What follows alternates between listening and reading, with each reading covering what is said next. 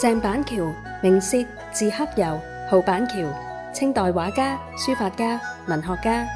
佢出身寒微，乾隆年間中進士，任山東範縣為縣知縣。之後因為請將得罪上司被罷官。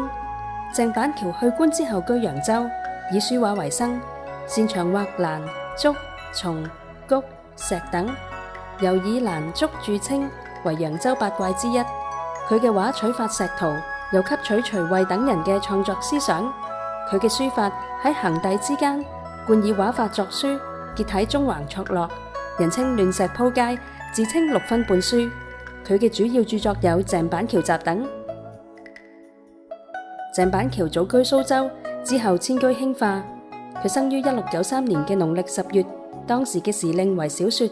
按照當地嘅風俗，小雪係雪婆婆嘅生日。鄭板橋同雪婆婆